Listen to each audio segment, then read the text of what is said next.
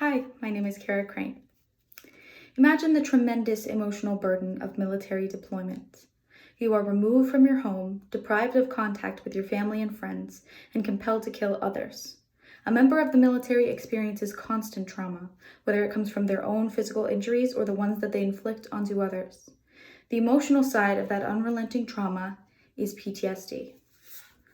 Just like most of you, I have been through stressful and potentially traumatic times. Most of our childhoods weren't perfect, and some of us witnessed frequent abuse or experienced it firsthand. Sometimes those situations can have detrimental effects on our future.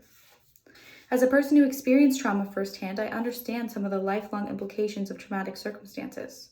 One of those unfortunate implications is PTSD. Post-traumatic stress disorder is a disorder characterized by exposure to a traumatic event. PTSD can be caused by several environmental and genetic factors and can create several complex and difficult symptoms with detrimental effects on a person's life. We will start with the causes of PTSD. According to Medline Plus, the traumatic event that causes PTSD may be life-threatening, such as combat, a natural disaster, a car accident, or sexual assault. Any direct physical trauma that someone experiences can have detrimental effects on their mental health, causing them to develop PTSD as a defense mechanism against that life-threatening experience that they had. Although direct experience of abuse is only one cause of PTSD, it is not the only one. As the National Institute of Mental Health writes, some experiences, like the sudden unexpected death of a loved one, can also cause PTSD. Some traumas that contribute to the risk of PTSD might not be life-threatening, and the perceived danger and fear a person experiencing PTSD might have could be completely non-physical. These traumatic events can cause the same severity of PTSD as any other traumatic event. These two environmental factors, direct and indirect trauma, are some of the most significant causes of PTSD and definitely the most well-known. However, PTSD has some genetic factors too. According to the National Center for PTSD, women are slightly less likely to experience a trauma than men. The most common trauma for women is sexual assault or child sexual abuse. About 1 in 3 women will experience a sexual assault in their lifetime. Women are more than twice as likely to develop PTSD than men. That rate is 10% for women and 4% for men. There are some factors unrelated to the trauma one experiences that contribute to the likelihood of getting PTSD. One of these many factors is gender. For several reasons, including the greater amount of violence and sexual assault against women, they are more likely to get PTSD than men. That means that a traumatic event is not the only contributing factor to PTSD, although it may be the most significant one. Now that we have covered the causes of PTSD, we can move on to the detrimental effects of it. The Institute of Mental Health explains that one category of symptoms caused by PTSD is re-experiencing symptoms. According to them, re-experiencing symptoms include flashbacks, reliving the trauma over and over, including physical symptoms like a racing heartbeat or sweating, bad dreams, and frightening thoughts. Re-experiencing symptoms can be paralyzing to a person who suffers PTSD. Instead of being able to move past the traumatic event that they've experienced, it haunts them in their sleep and waking life. Any number of triggers might bring them right back to that event, even if these triggers occur during everyday circumstances.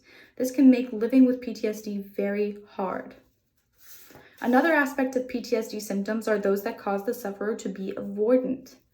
The National Center of PTSD says, you may try to avoid people and places that remind you of the trauma. You may feel numb. Since PTSD can cause symptoms of avoidance, people who suffer with it may find themselves avoiding things that they would otherwise enjoy for the sake of appeasing their PTSD and trying to avoid those reminders of the traumatic event that they went through. They may become withdrawn and extremely cautious about every circumstance, fearing it may trigger flashbacks. This would be extremely difficult to manage on a day-to-day basis. A third type of PTSD symptoms is related to the reactions a person may have when they do experience those flashbacks. According to Medicine Plus, PTSD can also cause according to Medline Plus, PTSD can also cause arousal and reactivity symptoms, which may cause you to be jittery or on the lookout for danger. They include being easily startled, feeling tense or on edge, having difficulty sleeping, and having angry outbursts. Arousal and reactivity symptoms are some of the most noticeable symptoms of PTSD. Unfortunately, being aggressive, angry, and tense can negatively affect someone's relationships, leading to isolation and self-blame. PTSD can lead to someone losing the life that they have loved.